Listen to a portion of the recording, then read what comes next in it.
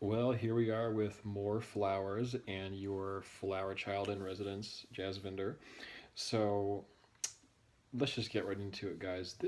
I think this is a very personal talk for me, and I think that's why I've been having trouble with this. Actually, it's hard to really kind of get into this subject matter because I can't avoid talking about myself in a way that is a little uncomfortable. Okay, so that's on the table, right? Awkward for me. This is really about what music has taught me about life. I've been a musician for really my whole life. I learned um, violin in kindergarten with the K through 8 that I went to in Berkeley. I had to play the recorder. I didn't particularly enjoy those experiences, but what that did is it normalized me to the idea of playing an instrument. I picked up guitar when I was about 10 years old, but I also just grew up around it. I grew up in a household where there was a lot of classical music, there was the Beatles, a lot of the classic rock and from the 60s and things like that, but really a lot of symphonic music. Um, my dad asked the conductor of the San Francisco Symphony to be my godfather. Um, Things like that. We lived down the street from John Adams, who's probably the foremost living American classical composer. The bassoonist for the SF Symphony was down the street from us, again in Berkeley, in the Bay Area. So this was just really a part of my life. It was everywhere, whether I was looking for it or embracing it or not. I was sort of kind of famously embarrassed by my dad sort of singing along to whatever records he had going at the dinner table, and I would just be staring at my food. I would have face planted in it if it wasn't spaghetti. um, that doesn't come out of your clothes very easily, right? So it wasn't that I knew from day one that I wanted to be a musician, which I of course became and continued to be through my whole life after that. But it was just always around. My school had a very strong music program, and then when I got to high school,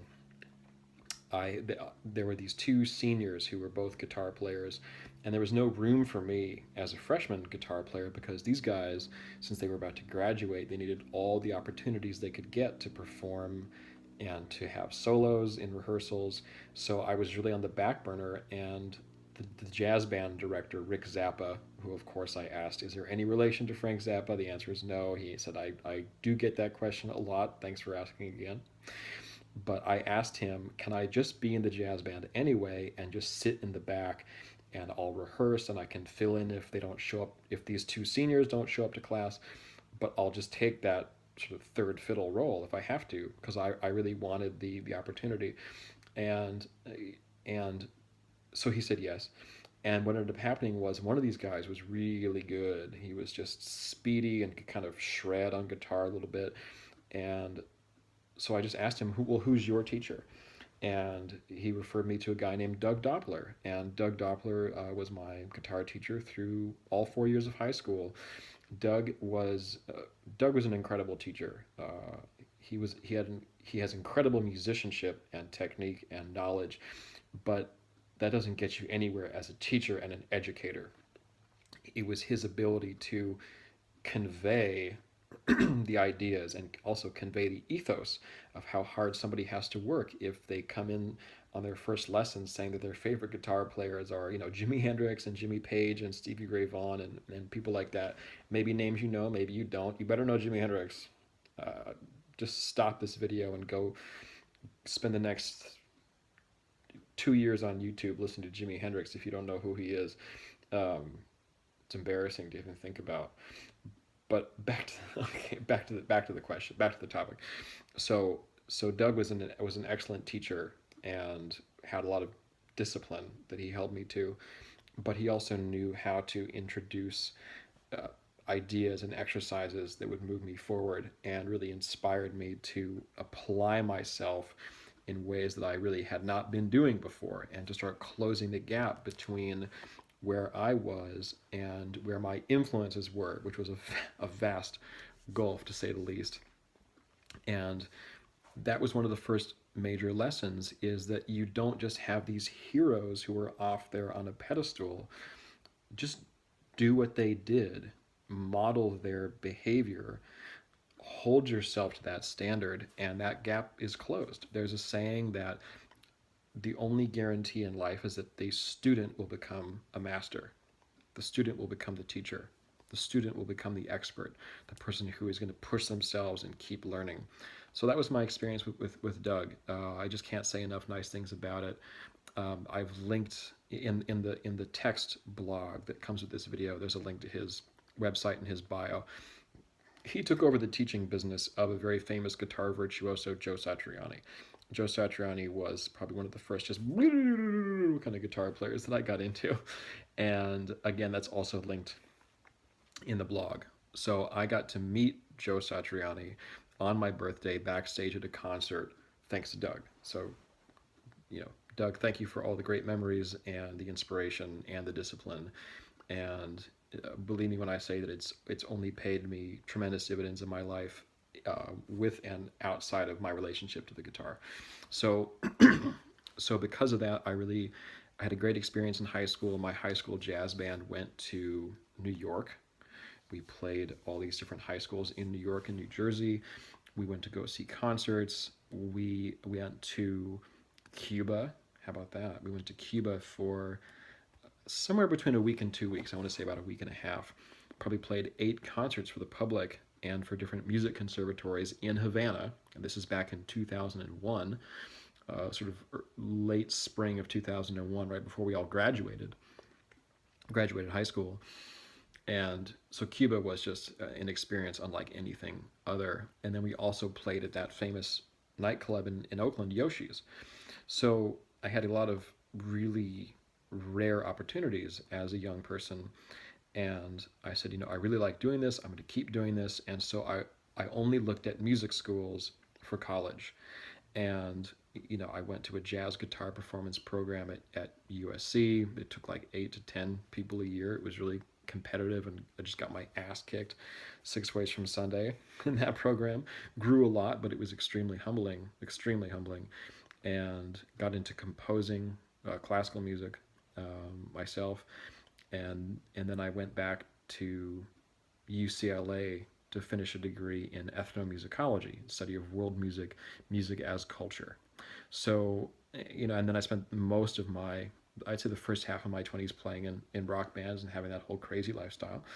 And so I just feel like I have to give that background, because it feels admittedly awkward to just talk about myself, actually. I don't particularly enjoy that, but I just want to frame, I think, my relationship to music and the sort of role that it's had in my life and how far I ran with it, because music has taught me more than almost anything.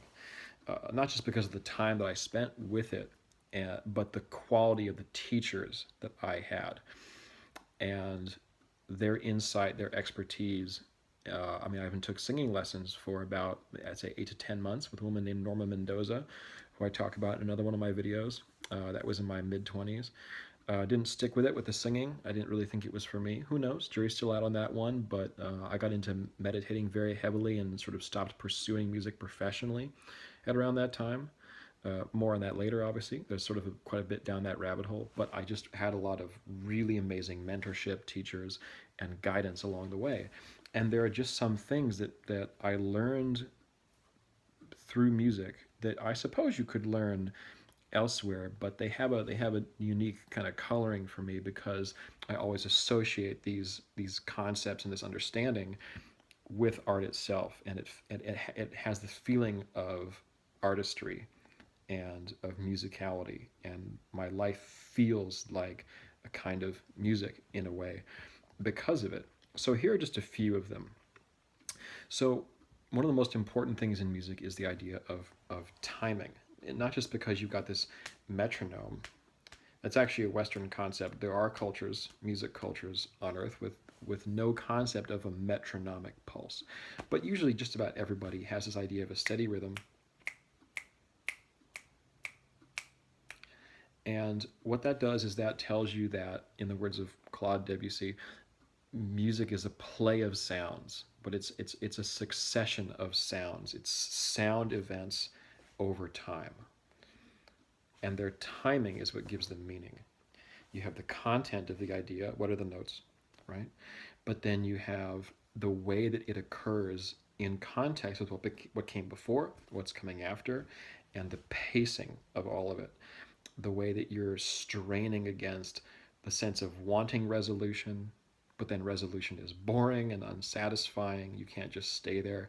It's this ceaseless dance of tension and release. And it's the way that ideas flow in succession over time that gives everything its meaning. And when you get that things happen in time, and the timing really is what gives something the meaning that it has, then you start to look at everything in life that way. And that's really what I'm inviting you to do, and that's exactly what music taught me to do, is to look through everything with the same eyes that are connected to the ears that you hear your music with. Because everything in life is just, what do we have? We have time and we have space. And time, space, matter, and causation, right? So the flow of time is happening on so many levels in your life. And when you recognize that, this is what I recognize is that it's the flow of occurrences in time. And you can either work with it, you can work against it, you can be oblivious to it, which is pretty close to working against it, and you can anticipate it. So I give this example. It's kind of a banal example, but it's practical, which is what we want. We want things that are practical and actionable. Of, let's say, something with the kind of unforgiving metronomic regularity of bills, right? Pretty prosaic stuff, but doesn't it feel different when you pay it the day that it's due, 2 or 3 days after it's due, or a week or 2 weeks in advance? Don't you feel different? Don't you feel like you've bought yourself more time and given yourself this experience of spaciousness? It's sort of like there's a pitch being thrown at you, and you just sort of have this machine that slows time down, and this thing is coming towards you very slowly, and you have so much time to react, prepare, and respond, because you know that these things are going to happen and you anticipate them. And in music, when you understand that there's about to be a chord change right here, or we're going from the verse to the chorus, or there's some transition, and you can see it coming in advance, that's really what it's all about, is anticipation, expectation, and sort of mastering the flow of it all by having witnessed enough cycles of repetition that you can now anticipate and be creative, not just reactive. These things keep happening, so how is it that I want to go about this? How is it that I want to position myself relative to the recurring flow of events in my life? So that's timing, and there's so many more. I feel like it's a bit of a sort of a implied bullet point list that we're going through a little bit, but I think one of the most profound aspects of music is listening. Because when you play with, even when you're just performing solo, just you on stage and no one else, you have to listen to the sound of what you are doing.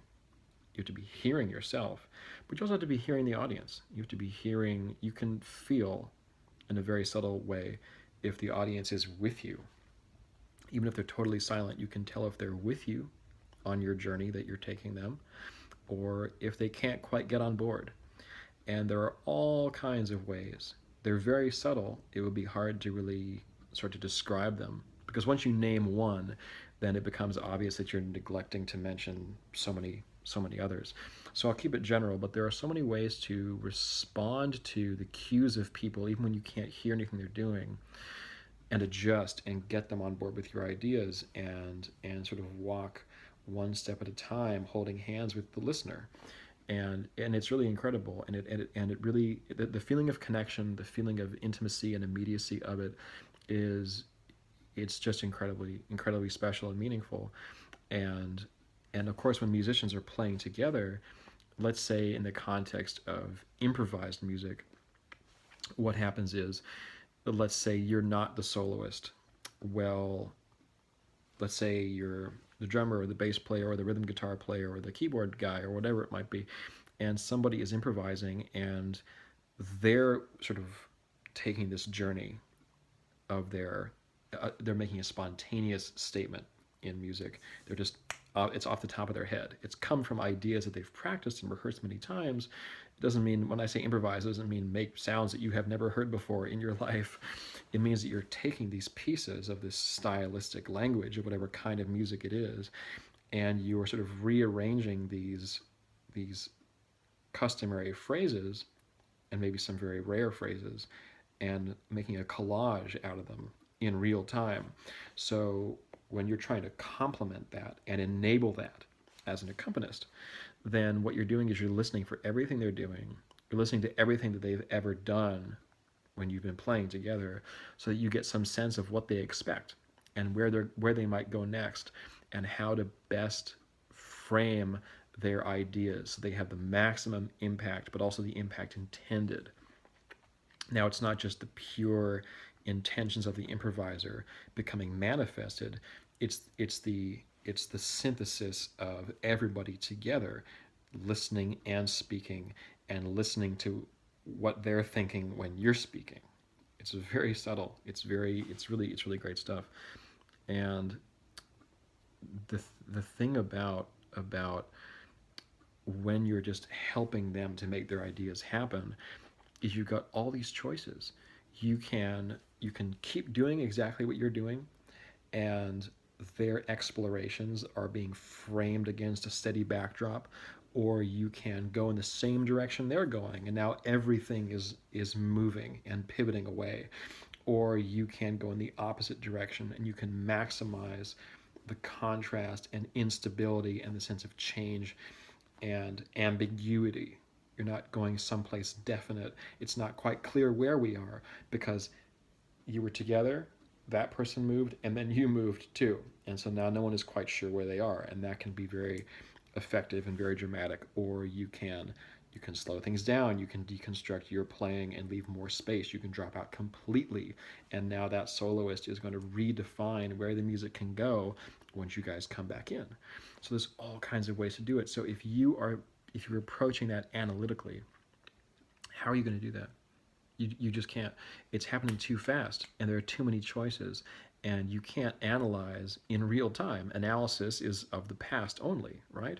So in the present moment, you need nothing but awareness, which is to be present and to listen and to be in tune and to trust your intuition, not to doubt, not to think too hard, not to think at all.